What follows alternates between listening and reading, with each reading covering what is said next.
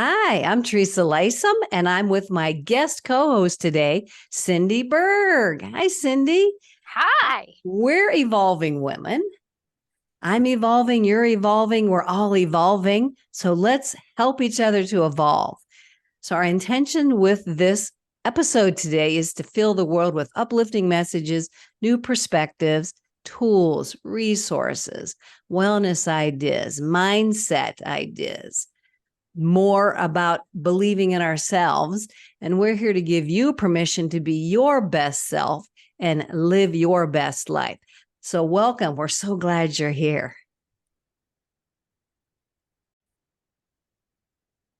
So Cindy, welcome. I'm so glad you're here. We're just going to dive right in. And I would love for you to share with us the challenge that you've just been given. I would love to share it with you. I was having a planning session with my dear friend, business enthusiast, and CPA. And one of the things he suggested I do for my business is take some time to write a book. And that's kind of a daunting challenge because the first thing you think is, holy crap, how do I capture my life without making it a huge snooze fest? Because nobody really wants to hear about my life. I really don't want to hear about my life, and I lived it. But then you get into the deeper, wow, my life. There have been a lot of good decisions and a lot of really bad decisions.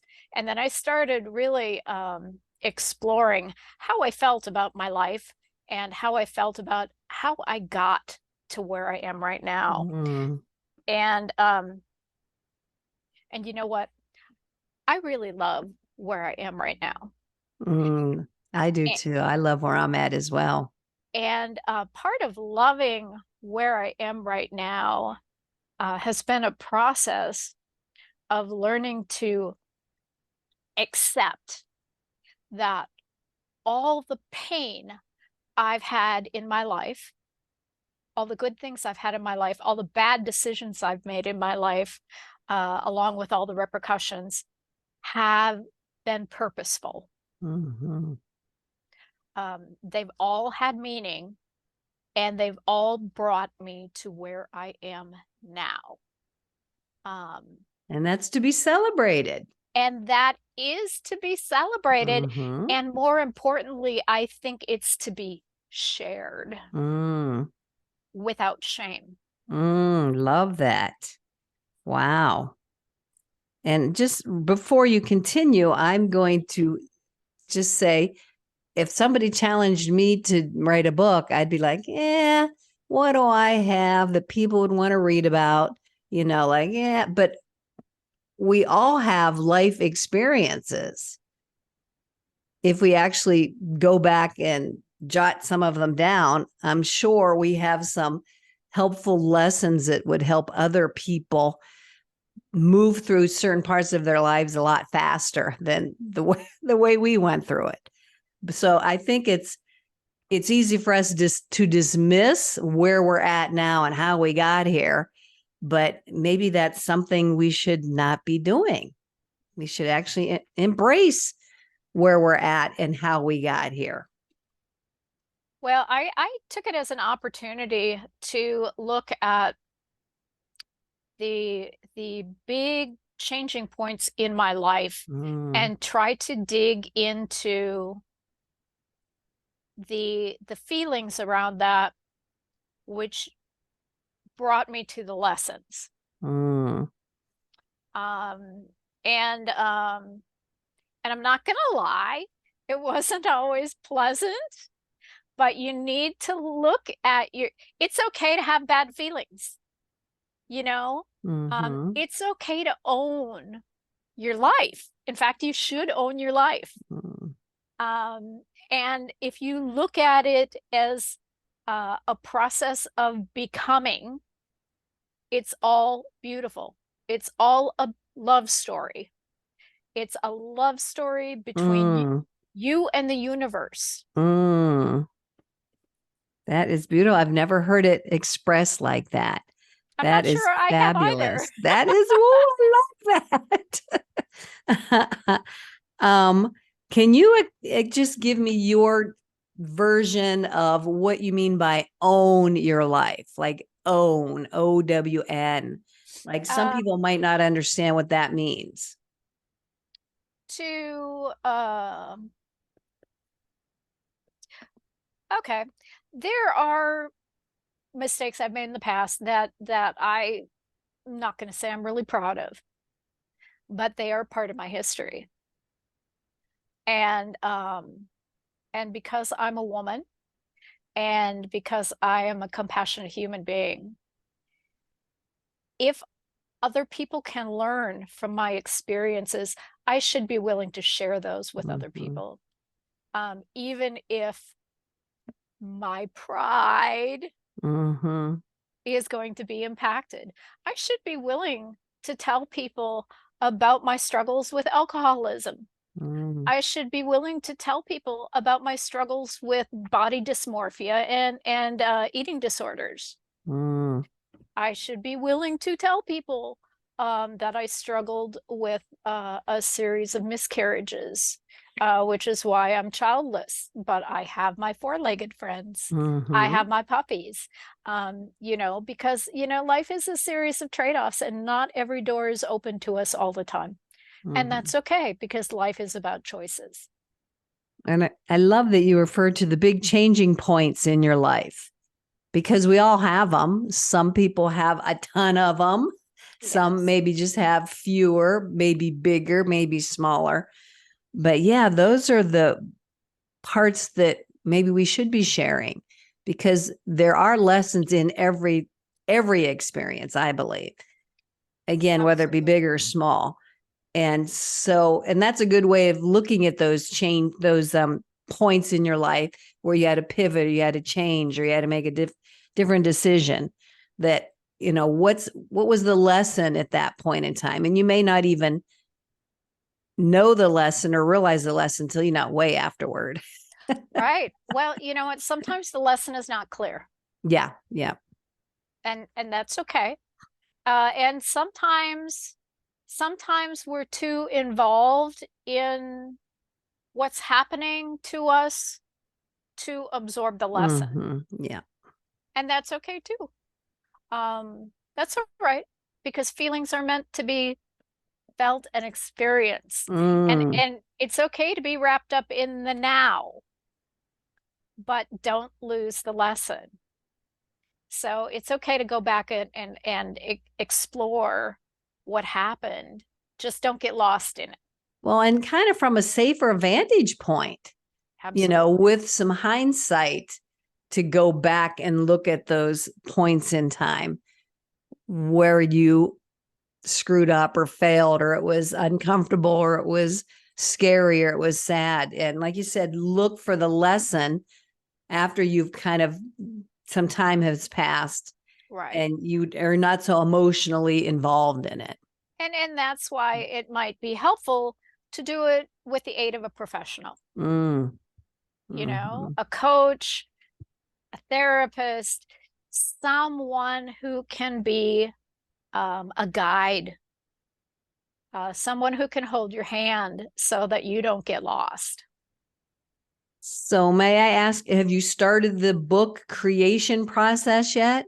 I have. You have. So, and I don't know how far you've gone into it, but is it bringing some things up for you that you already spoke about some things that are uncomfortable, some vulnerabilities. So you obviously have already come to some of those points, but Well, is this like a cathartic process for you to look back at those um, actually, points? actually, it's much more a creative process. It's almost like passages will come to me when I'm doing something completely different, like going Mm-hmm. out for a walk. Mm-hmm. A topic will come to me, and I'm one of those people that process things by talking to myself out loud. So random people think I'm insane on the street, I and hear you. I know. I'm okay with that, by the way. Uh, so I will talk through things, and then I will go home and furiously write. So I am at the stage now where pages will come to me Mm, and I will talk through them and then I will capture them.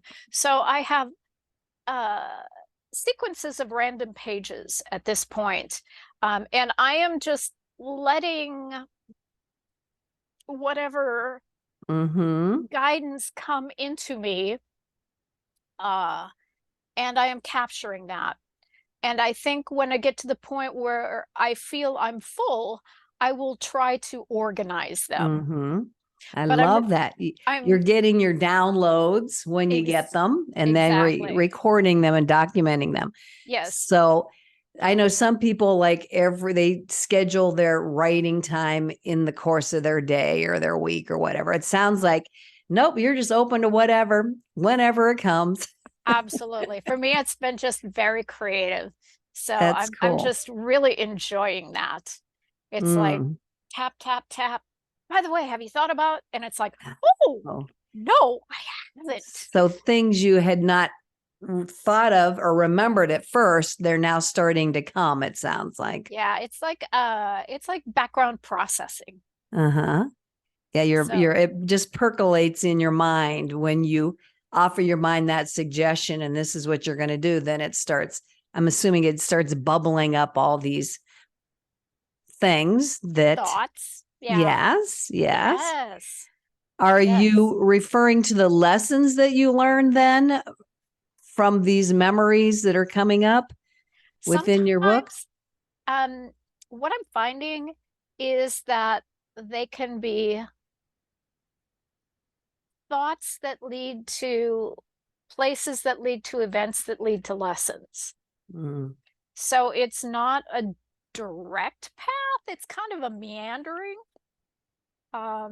Yeah, it's exciting. It's very Mm, exciting. I can tell you're excited about it instead of like, oh man, like this is scary. It's like a dread thing. It's like, ooh, this is so exciting to see what comes, see Yeah, what comes out and comes through.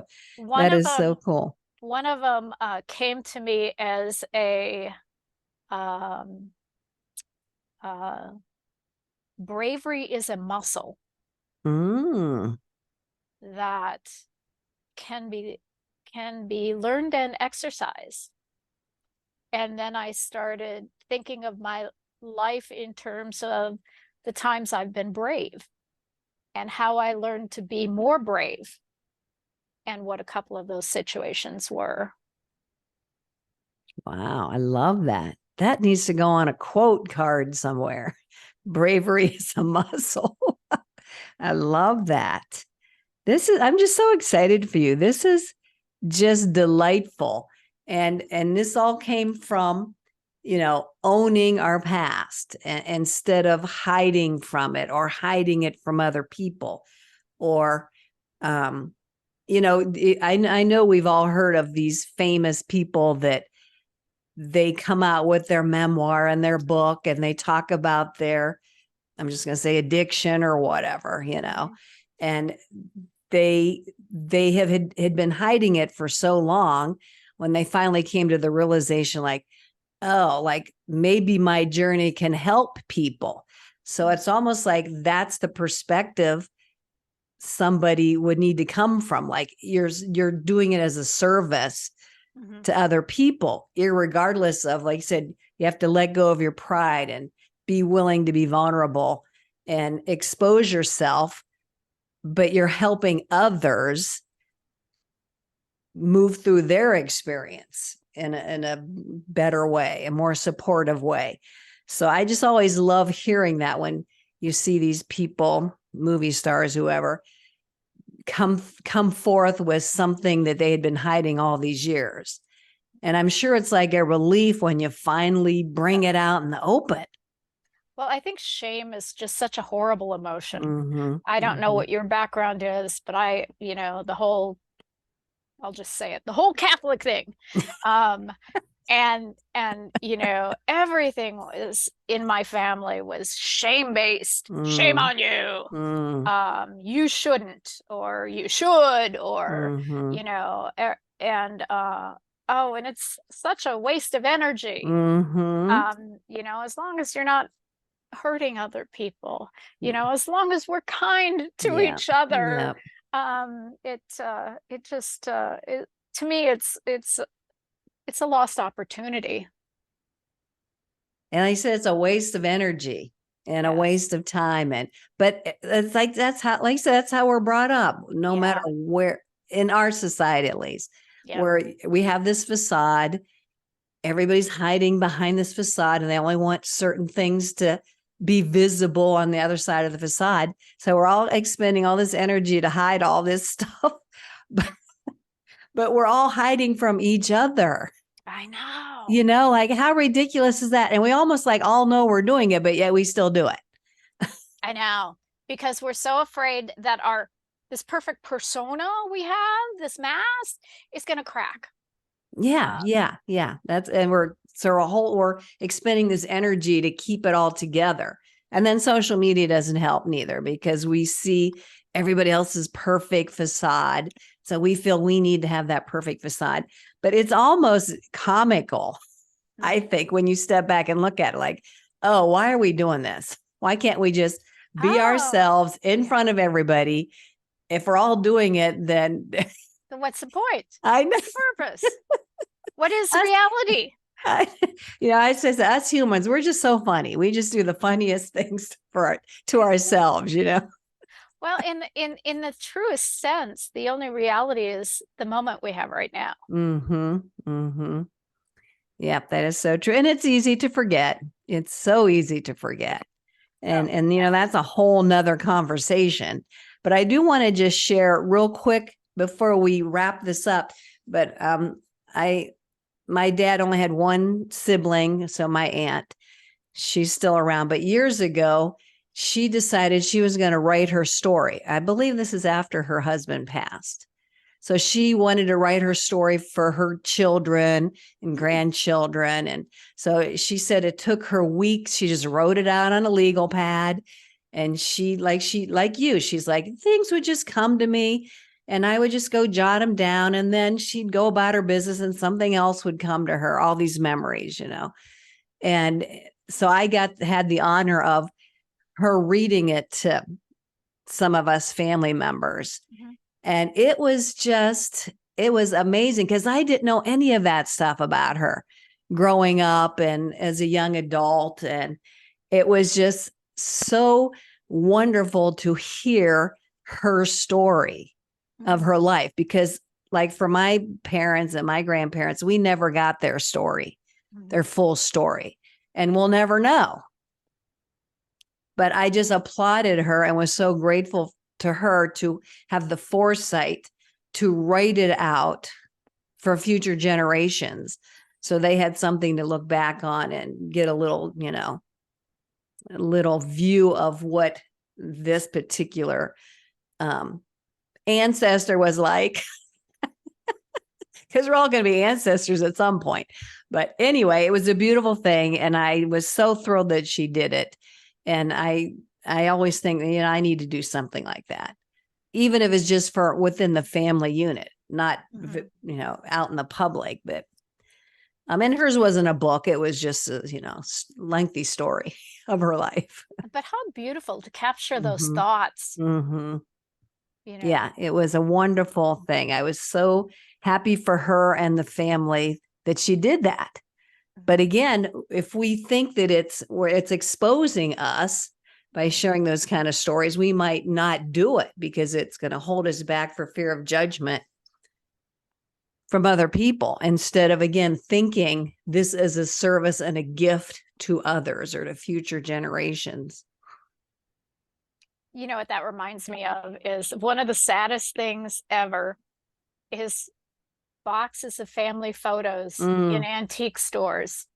It just breaks my heart. Mm-hmm. For a while, my husband and I would buy these odd antique photos, like of a sea captain or the World War I German Shepherd next to a soldier, and would frame them and put them in our hallway and make up stories about these people. Yes.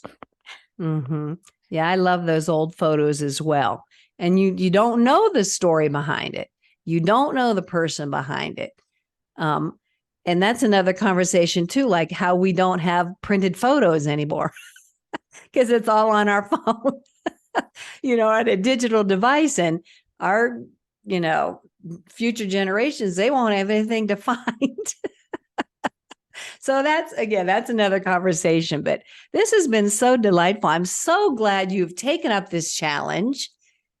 And you brought it here to talk about. This has really been delightful. Thank you so much. My pleasure. So appreciate your thoughts and sharing about this, and those little gems like bravery is a muscle and owning our stuff, whether it's good, bad, or ugly. Just don't be afraid to share it with the world because it could be helpful to somebody else. So good luck with your book. I can't wait till it's done and ready for world viewing.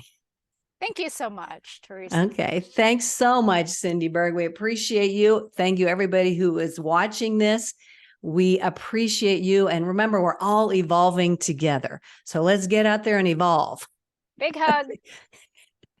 But yeah, really. Okay. You guys take care. Bye-bye.